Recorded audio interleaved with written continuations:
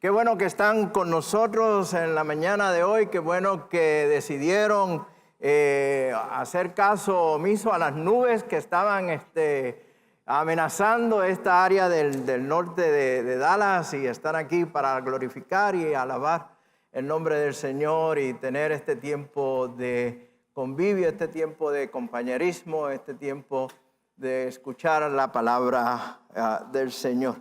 En la mañana de hoy, quiero comenzar con una pregunta bien sencilla. Creo yo que es bien sencilla para todos y cada uno de ustedes. Y la pregunta es la siguiente: ¿cuánto conocemos de la Biblia? ¿Cuánto conocemos de la Biblia? Fíjense que no estoy preguntando cuántos versículos te sabes de memoria, ni estoy preguntando si sabes el orden de cada uno de los libros, tanto del Antiguo Testamento como del Nuevo Testamento, o cuán rápido lo puedes encontrar en la Biblia. Tampoco te estoy preguntando si conoces algunos personajes de la Biblia. La pregunta es: ¿cuánto tú conoces de la Biblia? Y estoy hablando de un conocimiento que no es un conocimiento intelectual, pero es un conocimiento espiritual, íntimo y transformador de la palabra de Dios.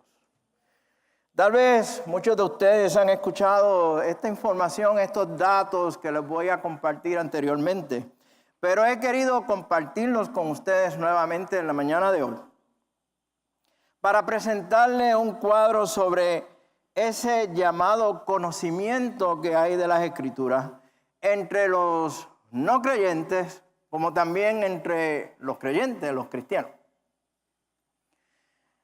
En una serie de encuestas y entrevistas que realizaron organizaciones muy reconocidas a nivel mundial, internacional, como lo son Barna, Lifeway y otras, reflejaron lo siguiente, y escúchenme bien: el 12% de los adultos entrevistados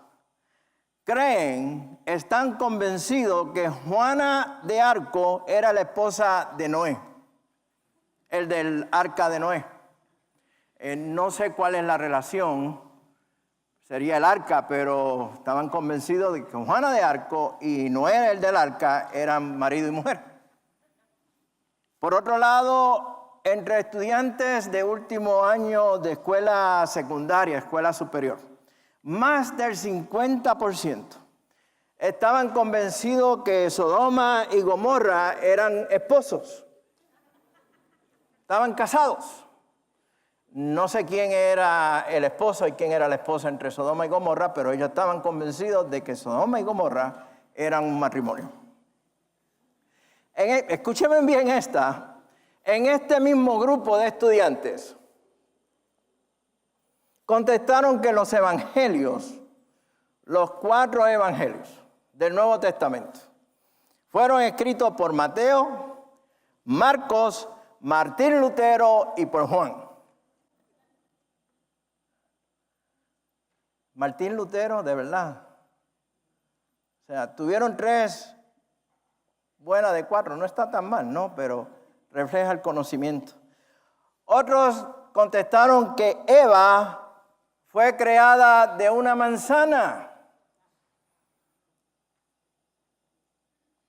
Tal vez, no, iba a hacer un comentario y no lo voy a decir. Otros piensan que Jesús fue bautizado por Moisés. Y por último, un considerable número de las personas encuestadas indicaron que el Sermón del Monte, las bienaventuranzas, fueron predicadas por Billy Graham y no por Jesucristo. Alarmante, ¿verdad? Sorprendente esas contestaciones sobre el conocimiento de la Biblia. Pero mire, déjeme compartir esto con ustedes. En una encuesta realizada en Europa, en un país en específico en Europa, y no lo voy a mencionar, alrededor del 30% de los padres con niños ya en la escuela no sabían que Adán y Eva, David y Goliat y el buen samaritano son personajes que están en la Biblia. Sin embargo, escuchen bien esto, el 27% de estos adultos que fueron entrevistados piensan y están convencidos que Superman sí está en la Biblia. Es un personaje tomado de las Escrituras. Cuando es al revés. Si usted mira bien alguna de las películas de Superman, toma escenas que están rescatadas de la Biblia. Ahora déjame compartir, esta es la más interesante, a ver si ustedes saben, conocen de literatura muy conocida en nuestros tiempos. Una tercera parte de los entrevistados de estos padres con niños estaban convencidos que Harry Potter también está en las Escrituras. Es un personaje de las Escrituras. ¿Saben quién es Harry Potter, no? Los jóvenes saben quiénes son. De los libros y las películas de Harry Potter. Cuando yo escucho eso, llego a una sola conclusión, amados hermanos y hermanas. Estamos realmente en problemas. Hay un problema grande, pero no es solamente en el mundo secular o aquellos que no son creyentes. Déjenme compartir con ustedes también algunos datos dentro de lo que se llaman los cristianos, las iglesias evangélicas. Miren lo siguiente. Muchos de los cristianos que han sido entrevistados no pueden nombrar más de 2 o 3 de los 12 discípulos de Cristo. Se quedan en 2 solamente. Pedro y Juan. ¿Y el resto dónde están?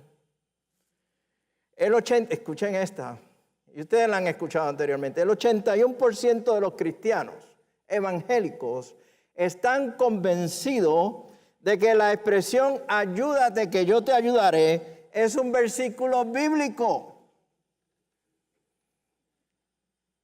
Por el otro lado, el 82% de los no creyentes piensan de la misma manera.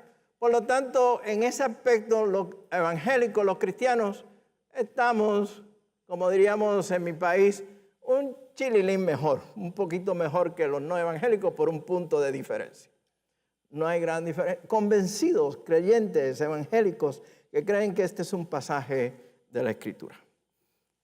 ¿Comparto algo más con ustedes? El 40% de las personas que van a la iglesia los domingos leen algo de la Biblia 1 o 2 veces al mes. Y el 20% de los que asisten a la iglesia nunca han leído la Biblia. Nunca. Ni siquiera algo de la Biblia. Realmente estamos en serios problemas. Hemos abandonado las Escrituras. Las hemos puesto como un libro más en nuestros hogares. Y esto me lleva a la siguiente pregunta. ¿Se estará levantando una generación de cristianos que no conocen la Biblia? Y esta pregunta es profunda, más profunda que la primera que hice. ¿Se estará levantando una generación de cristianos que no conocen la Biblia, que no conocen la Escritura? Los datos que yo le acabo de mencionar, aunque suenan jocosos, solamente cubren o dan un cuadro parcial del conocimiento que hay de la Biblia. Solamente habla si saben de personajes o datos o conceptos o si hay algún hábito o una tendencia en cuanto a la lectura de la palabra. Sin embargo, no nos da un cuadro claro, hermanos, del verdadero conocimiento, el conocer transformador que las personas han de tener a adorar a Dios con el estudio de las Escrituras. Esta falta de conocimiento bíblico lo podríamos definir como estos creyentes que si bien tienen una Biblia en sus manos y escuchan la palabra de Dios, escuchan la predicación de Dios todos los fines de semana, los domingos, carecen del genuino interés y la pasión de aprender, entender y profundizar por sí mismos o en grupos los principios revelados en la palabra de Dios. Cada día nos encontramos con creyentes o cristianos que hablan mucho y hablan muy bien de las experiencias espirituales, emocionales que han tenido. Tal vez conocen una u otra historia bíblica, pero si le preguntáramos, si realmente le preguntáramos las cosas básicas o fundamentales acerca de lo que creen y por qué lo creen, se verían en aprietos para responder. Se verían en serios problemas para responder sobre sus conocimientos bíblicos. Vivimos en un tiempo donde se depende mucho de la palabra que otros nos dicen. Y no estoy diciendo que es malo, no estoy diciendo que estoy en contra de eso. Pero tenemos muy poco de lo que nosotros mismos hemos investigado y descubierto de la palabra de Dios. Inclusive aún desde el púlpito, lo que llamamos el púlpito y lo que llamamos la predicación de Dios a veces simplemente es una recitación de bellas palabras o bellas historias con comentarios graciosos para entretener a los oyentes. Muchas veces se convierte en una predicación azucarada, diluida en agua, y como yo le digo con el Q-tips, no sé cómo ustedes le llaman, para limpiar los oídos, que nos hace una cosquillita y es lo que queremos escuchar de la palabra de Dios. Es sorprendente cuando hace varios años atrás escuché de un pastor local que dedicó una serie de mensajes por un largo tiempo los domingos por la mañana, única y exclusivamente en una serie de libros de vampiros de la serie Twilight, porque eran sus libros favoritos. Cada domingo enseñaba sobre ese libro, cuando el libro favorito de cada uno de nosotros ha de ser la palabra de Dios. Sobre todos los demás libros, ha de ser este. Recuerdo bien cuando estaba en la escuela secundaria, era un amante de la literatura hispanoamericana. Cada uno de los libros de la literatura hispanoamericana me llamaban la atención. Y era un ardiente lector de Don Quijote. Pero cuando el Señor invadió mi vida y dominó mi corazón, su Santo Espíritu me selló en ese momento. Este llegó a ser el libro preferido mío. Creció en mí un apetito por conocer más de Dios a través de este libro. Me preocupa que estemos experimentando un problema de carencia y escasez en la enseñanza de los principios sólidos y sanos de la palabra de Dios. Recientemente un compañero de estudios mío, el pastor, en una iglesia hispana en el norte de esta nación, me escribió una nota diciéndome: Rafi, mi familia y yo visitamos una iglesia muy grande en la ciudad donde vivimos. Cuando comenzó la predicación, no hubo mención ninguna de la palabra de Dios.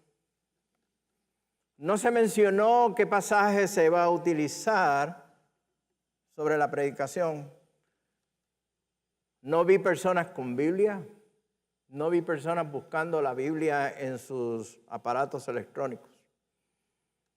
Solamente se mencionaron 2 versículos al azar con el único propósito de sustentar la opinión del pastor.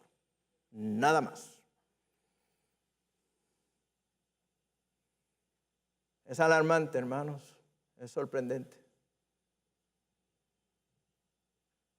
Que estemos cayendo o vayamos a caer en un tiempo donde la palabra de Dios no tenga el lugar que debe de tener en nuestra adoración a Dios y en nuestras vidas. Cuando fui ordenado como pastor de esta iglesia hace varios años atrás,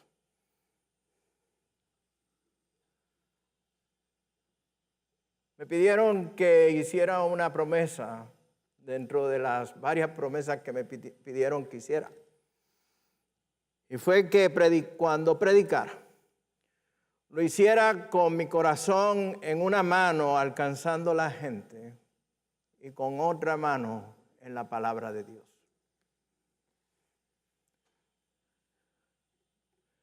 Hasta que el Señor diga, he de cumplir esa promesa. Y he de predicar basado en la palabra de Dios. Y como he de predicar en la palabra de Dios, vamos entonces a la palabra de Dios en la mañana de hoy.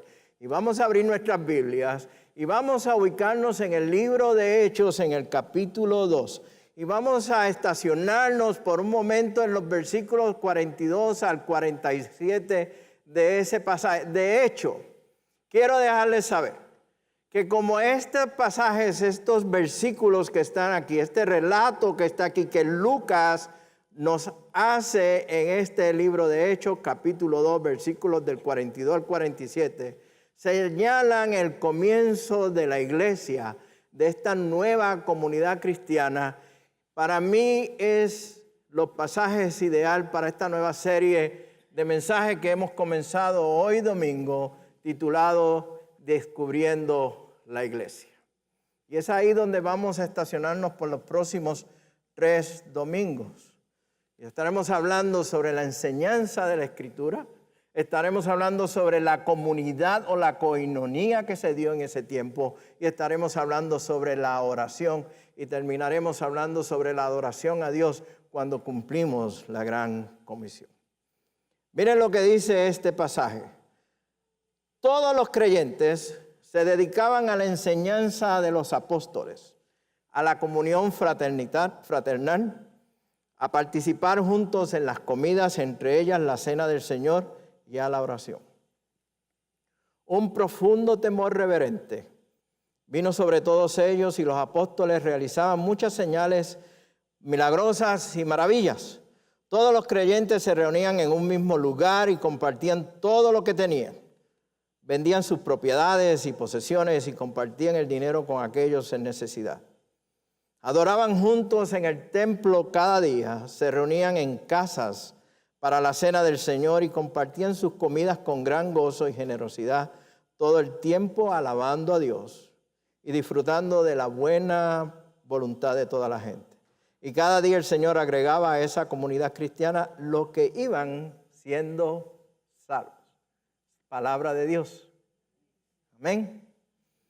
¿A quién se refería Lucas cuando hablaba de todos? ¿A quién se refería el médico Lucas, el escritor del libro de los Hechos, cuando se estaba refiriendo a esta nueva comunidad?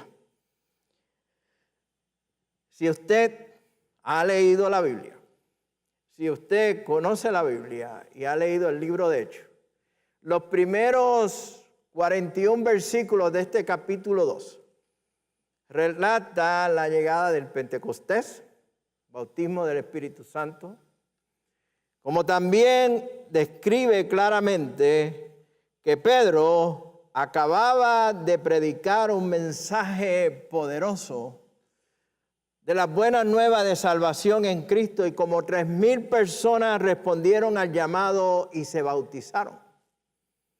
Es a ese grupo, a esos 3,000 más los 120 que estaban reunidos en el aposento alto, a quien Lucas se está refiriendo. No se está refiriendo a una persona en específica o a un grupo en específico, ya se estaba refiriendo a una comunidad nueva en Cristo que estaba renaciendo o estaba naciendo en ese momento. Es una iglesia que la podemos ver con un alto sentido de pertenencia. Si nos enfocamos en un pasaje solamente, sin caer en el error de sacar el texto de su contexto, vamos al versículo 42. Y miren lo que dice ahí. Dice, todos, no algunos, todos los creyentes se dedicaban. Si usted tiene una Biblia impresa, subraye esa palabra, se dedicaban. O perseveraban, es alguna, como se dice en algunas, está en otras versiones, a la enseñanza de los apóstoles, a la comunión fraternal, a participar juntos en las comidas, entre ellos la cena del Señor y a la oración. Y es interesante que Lucas señala primeramente que se dedicaban, perseveraban en la enseñanza de los apóstoles. Y podemos observar un alto nivel de compromiso de esta nueva comunidad. Era un compromiso voluntario en una comunidad nueva en la cual ya ellos formaban parte. Este versículo 42 y esa palabra dedicaban significa perseveraban, se mantenían firmes en las actividades como iglesia, como comunidad. Había algo conmovedoramente espontáneo que surgía entre ellos de hacer las cosas juntos, de convivir juntos, de tener una comunidad donde todos lo pudieran hacer juntos.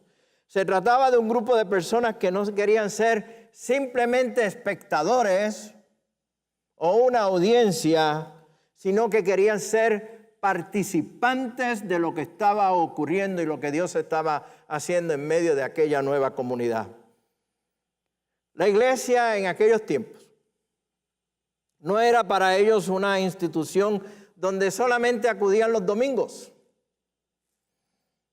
Era una comunidad que formaba parte plena de su vida, de su esfera, de su entorno diario y se sentían apasionadamente emocionados y entusiasmados por esa nueva comunidad.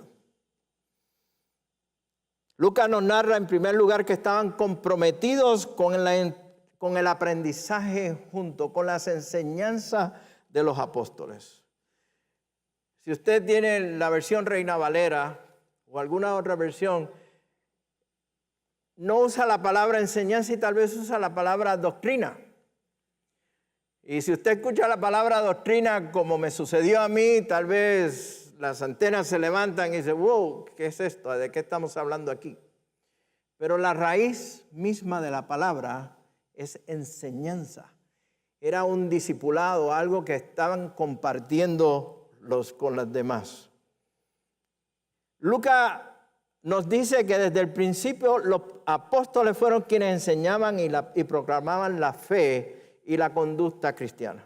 No fue la iglesia que creó esta enseñanza o esta doctrina, como algunos han querido indicar que desde un principio fue la iglesia quien instituyó o creó las doctrinas. No, fueron los apóstoles quienes estaban enseñando esta doctrina. Y ellos habían sido instruidos personalmente por Jesucristo. Por lo tanto, estaban proclamando, estaban enseñando lo que habían aprendido de Cristo y lo que habían aprendido del Antiguo Testamento. En esta nueva iglesia, en esta nueva comunidad, hermanos, hay una serie de características que, en mi opinión, debe de estar en nuestras iglesias hoy en día. Y si fuésemos a volver a nuestras raíces, volver a ese tiempo, estas características que le voy a mencionar deben de estar en nuestras iglesias, en nosotros. Primeramente, es una nueva comunidad dedicada, que perseveraba, se mantenía firme en la enseñanza de los apóstoles. Es una iglesia que ha de mantenerse firme, dedicada a la enseñanza de la Biblia, de la Escritura. Lo sorprendente de Pentecostés es que su atención no fue atraída por la doctrina o la enseñanza de un hombre o de la iglesia como tal. Fue atraída por la enseñanza de Jesucristo a través de los apóstoles. ¿Ven la diferencia? La actividad fundamental de la primera comunidad fue una firme, permanente devoción a esta enseñanza. Lo que estaba sucediendo allí estaba completamente fundamentado en las Escrituras tal y como se conocía en aquel tiempo. Y vuelvo y repito, hermanos, no estaba el Nuevo Testamento tal y como lo conocemos hoy en día. La enseñanza de los apóstoles en esa primera iglesia del siglo I estaba fundamentada y basada en las enseñanzas de Cristo y del Antiguo Testamento. Sin embargo, era el Espíritu Santo, aquel quien los bautizó el día de Pentecostés, que los guió a través de la enseñanza y la predicación de la palabra de Dios, tal como quiere hacerlo hoy en día. Ese mensaje, esa enseñanza buscaba enfocar la atención de ellos en Dios y la comunión como iglesia. El mensaje estaba centrado en Dios y en Dios solamente, sobre la cual la iglesia sería sostenida y mantenida. Y estaba basada en las enseñanzas en Cristo, quien iba a edificar su iglesia, como vimos el domingo pasado. Igual que hablamos el domingo pasado, no hubo iglesia hasta que Dios no llamó su iglesia. Vimos la interpretación de lo que es la palabra iglesia, eclesia en griego. Y no hubo iglesia hasta que Dios no lo llamó. No había un libro de credo, no había un Nuevo Testamento. La predicación era basada sola y únicamente en las enseñanzas de Jesucristo y del Antiguo Testamento. Los apóstoles se fundamentaron o se basaron en las promesas que encontraron en el Antiguo Testamento y en las promesas de Jesucristo como su Salvador. A mí me preocupa, hermanos, y lo he escuchado en varias ocasiones. Cuando pensamos, o hay personas que piensan que ya no necesitamos el Antiguo Testamento porque ahora estamos bajo el nuevo pacto. Realmente para mí me preocupa porque no podemos entender cómo nuestra fe podría estar respaldada por el poder de Dios hasta que veamos todo lo que Dios ha hecho en la historia redentora a través de toda la Biblia, de toda la Escritura, desde Génesis hasta Apocalipsis. El mensaje de redención está desde el primer libro de Génesis y corre a través de cada una de las páginas hasta Apocalipsis.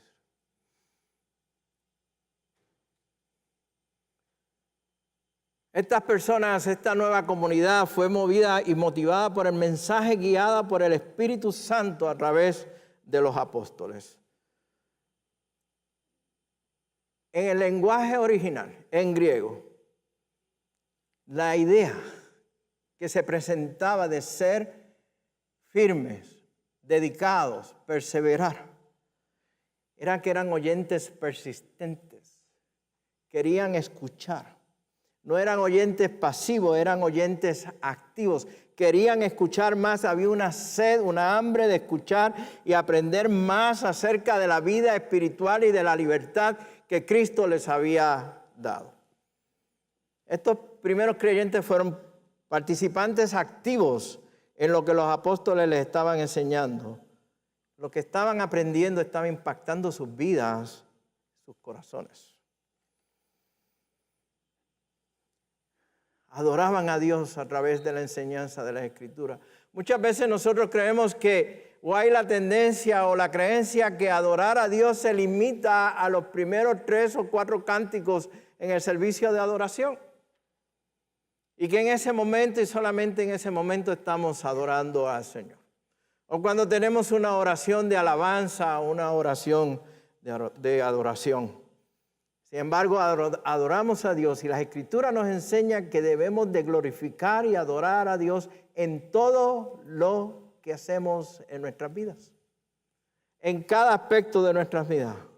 Y le adoramos y le glorificamos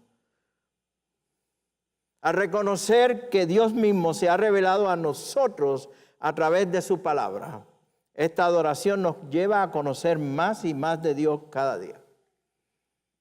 El escritor Eugene Peterson en una ocasión dice que la adoración a Dios no satisface nuestra hambre, sino que despierta nuestro apetito.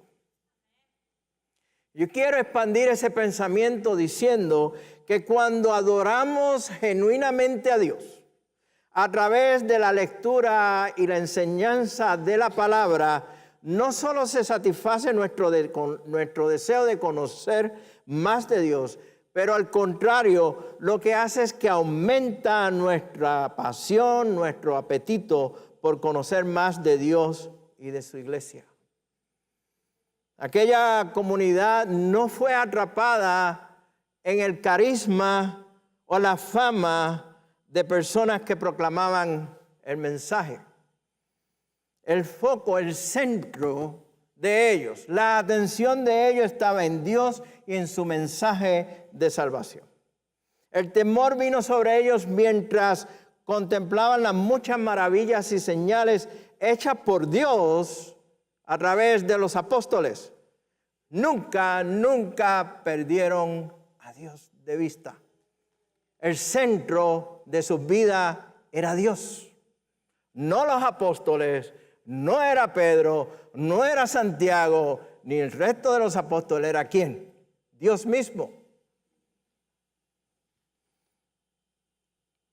Hay un profesor de teología y autor que se llama Howard Schneider, que dijo lo siguiente. Miren bien claramente lo que dice. Cuando el pastor es una superestrella, la iglesia es una audiencia, no el cuerpo de Cristo. Repito, cuando el pastor o el predicador es una superestrella, la iglesia es una audiencia, no el cuerpo de Cristo.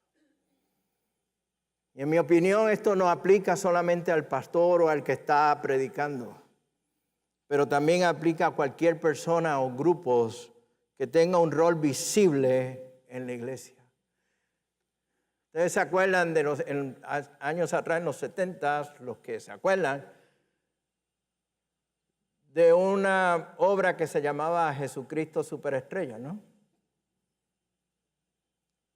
Jesus Christ Superstar. Se tradujo al español. Para mí hay solamente una superestrella en este mundo y es Cristo Jesús. Fuera de Él no hay nadie más. El resto somos puros instrumentos de Dios que utiliza para llevar el evangelio del Señor. Si usted va a un lugar porque va el predicador tal o el pastor tal, usted no es, en ese momento deja de ser parte del cuerpo de Cristo, es una audiencia más, hermano. El cuerpo de Cristo se reúne para adorar ¿a quién? A Dios, glorificar a Dios, ser guiados por el Espíritu Santo y vivir en una comunidad en la cual el Señor ha levantado, y vamos a hablar de eso el domingo que viene. Como iglesia nosotros no podemos caer en el grave error del espectáculo, de ser meramente una audiencia, como dije anteriormente. Como cuerpo de Cristo debemos de estar dedicados, perseverando en la enseñanza sana y sólida de las Escrituras. Debemos ser como aquellos en Berea,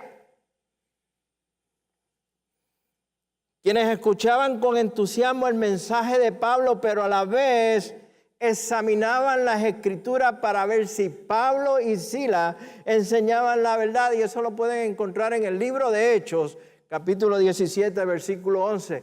Pablo estaba teniendo fama. Silas y Pablo habían salido a discipular, a evangelizar. Era reconocido Pablo no solamente por todas sus pocas vergüenzas anteriores, pero ahora como predicador del evangelio de Cristo. Sin embargo, esta gente de Berea escuchaban con entusiasmo a Pablo y Silas, pero cuando regresaban decían, vamos a ir a las Escrituras, a ver si lo que ellos nos están diciendo es la verdad.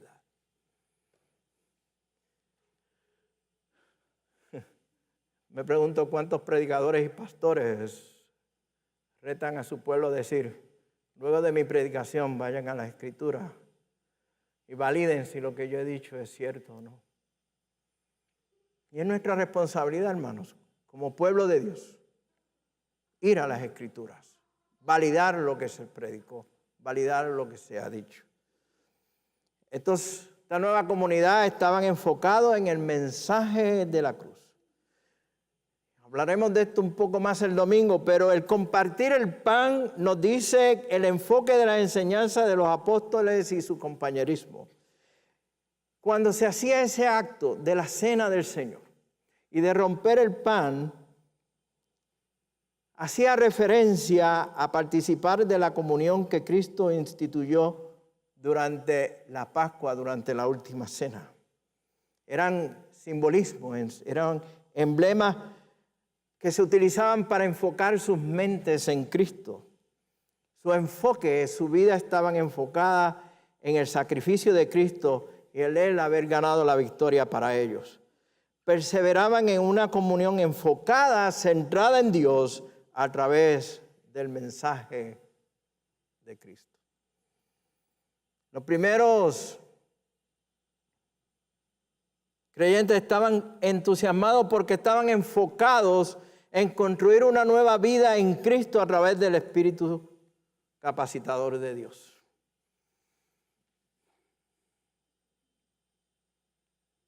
Lo vemos en la primera comunidad, lo vemos en aquella primera iglesia del siglo I. Muchos se refieren a ella como la iglesia primitiva. A mí realmente en lo personal no me gusta la palabra primitiva.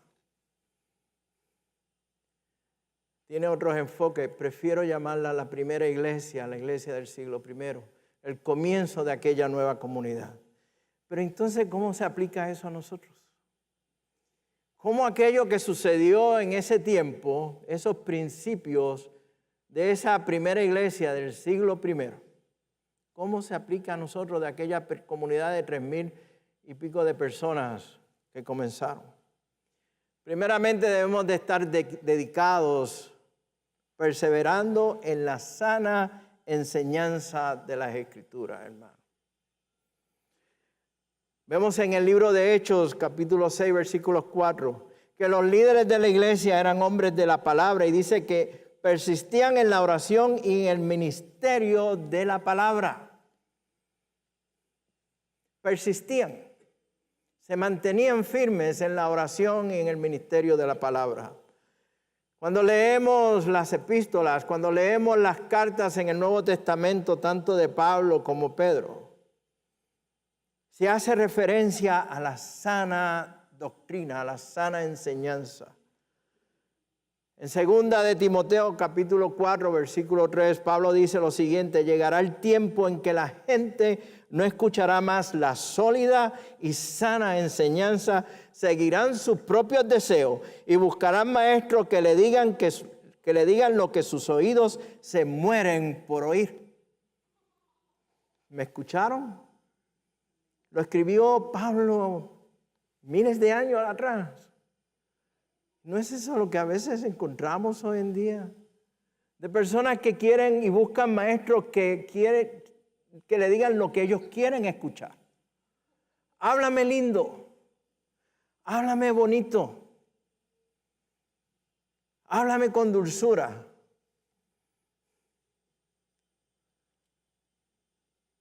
Y no es eso. Es lo que la palabra de Dios dice. El mensaje en nuestro corazón debe estar centrado en lo que la palabra de Dios dice, no en la opinión de los hombres. La base de nuestra enseñanza hoy en día debe estar basada en un estudio disciplinado de la Biblia y no solamente compartir nuestras propias ideas tomando textos fuera de su contexto para así convertirlos en nuestros pretextos.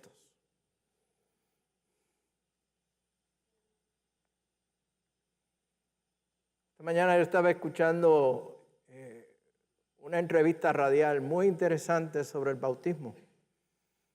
Y lo primero que el orador o el maestro mencionó fue, vamos al contexto bíblico y vamos al contexto histórico para entender este concepto y entender lo que dice la Escritura.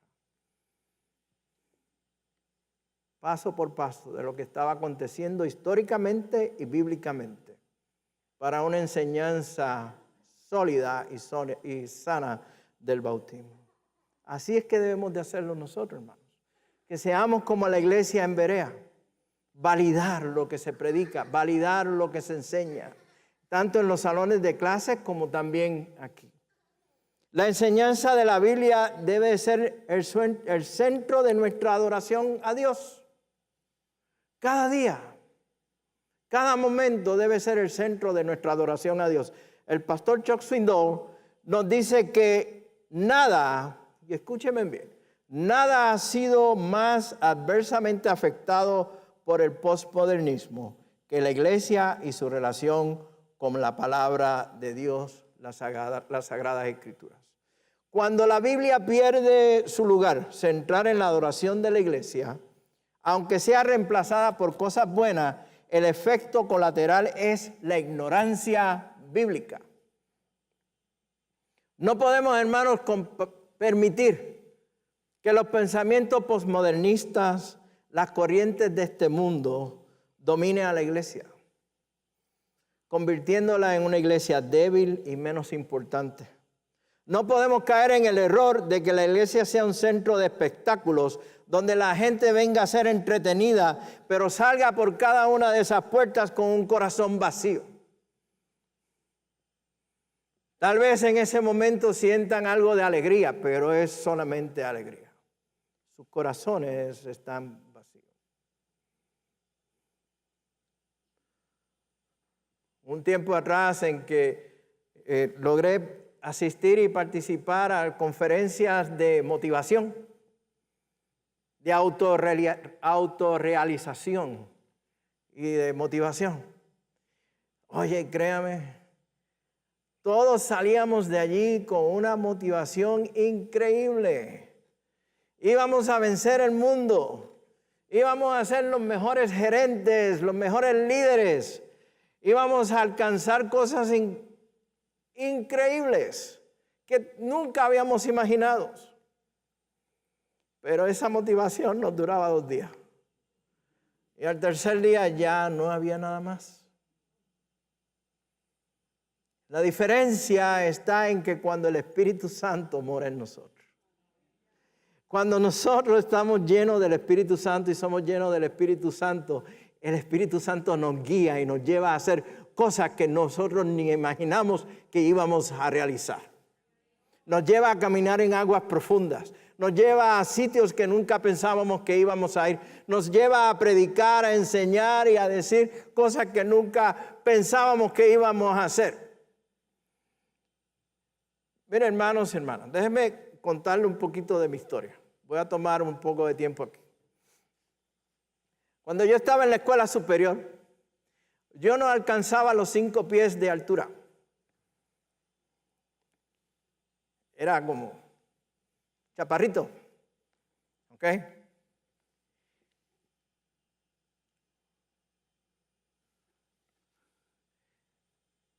Ninguna muchacha me miraba.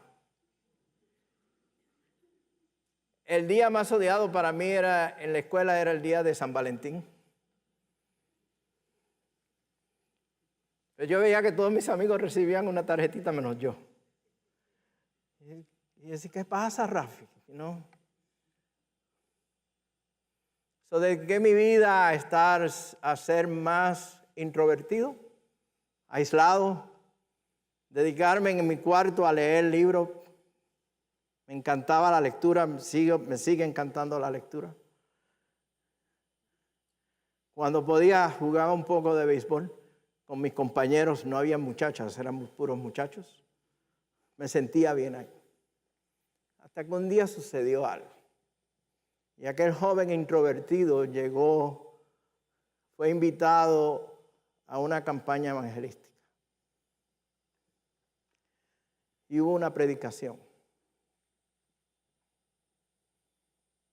Al final de la predicación hubo una invitación. Era un estadio, un parque, un estadio de béisbol grandísimo en mi isla. Yo no me acuerdo cómo yo llegué al frente, pero llegué al frente.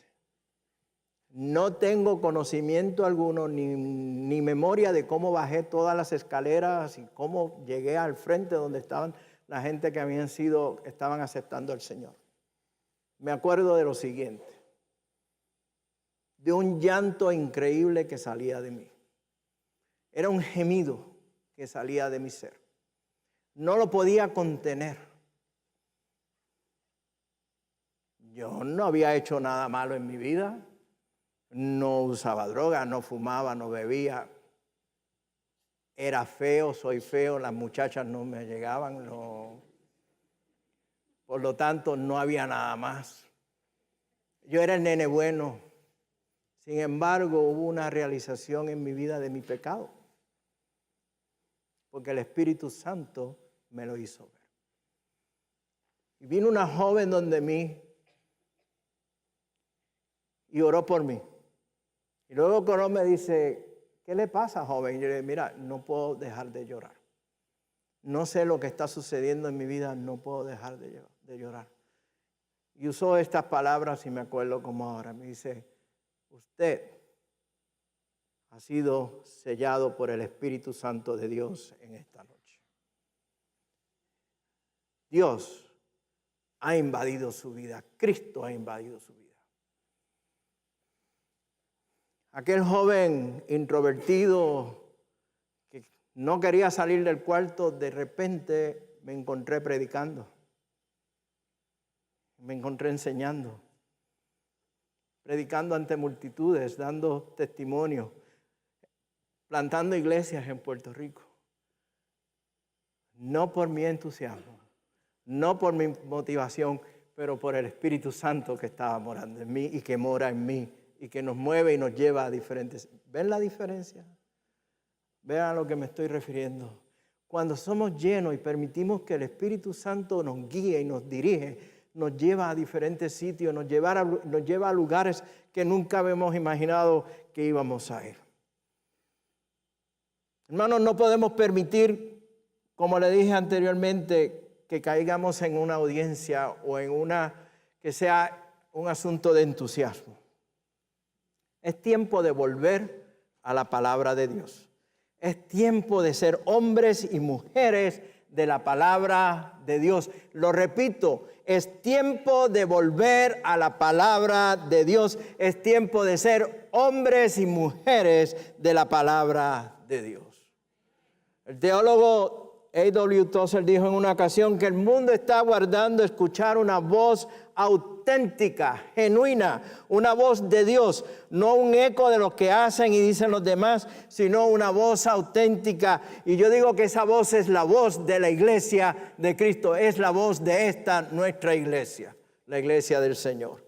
Llevando la palabra de Dios, enseñando sólida y sanamente las Escrituras, sin contaminar, sin azucarar, ni mucho menos con el propósito de engañar, obtener ganancias personales o en busca de vanagloria, hermanos y hermanas. Por todo lo que yo he comentado en la mañana de hoy, hay un clamor ferviente y desesperado de aquellos que, como este servidor, valoramos los principios de la palabra de Dios, que dice, ahora es el tiempo de volver a la palabra de Dios. Volvamos a la palabra de Dios, volvamos a las enseñanzas de las Escrituras en nuestras vidas. Es tiempo de ir en contra de las corrientes de este mundo. Vamos a dar ese aplauso fuerte al Señor, a Dios Todopoderoso. Reconocer que es Él quien actúa en nuestras vidas. Es tiempo de ir en contra de las corrientes de este mundo que nos están atacando a diario y colocar la predicación de la palabra de Dios nuevamente en el lugar central de nuestra adoración y de nuestras predicaciones. Pablo bien claro se lo dijo a la iglesia de Roma en el capítulo 12, los versículos del 1 al 2. Dice lo siguiente: por lo tanto, amados hermanos, les ruego que entreguen su cuerpo a Dios por todo lo que Él ha hecho a favor de ustedes. Que sea un sacrificio vivo y santo, la clase de sacrificio que a Él le agrada. Esa es la verdadera forma de adorarlo. No imiten las conductas ni las costumbres de este mundo. Más bien deje que Dios los transforme en personas nuevas al cambiarles la manera de pensar. Entonces aprenderán a conocer la voluntad de Dios para ustedes, la cual es buena, agradable y perfecta. Quiero concluir con esto, y mientras estoy concluyendo también quiero compartir unas preguntas, pero lo voy a pedir al grupo de adoración que vayan acercándose acá. Quiero concluir con lo siguiente: que el Señor en este tiempo, abra nuestros ojos para ver esta realidad espiritual de alejarnos, de que nos estamos alejando de la palabra de Dios y que pretende impedir que seamos hombres y mujeres de la palabra. Decidamos en este día, hermanos, hacer los ajustes necesarios para que podamos ser lo que hemos sido llamados a ser: hombres y mujeres de la palabra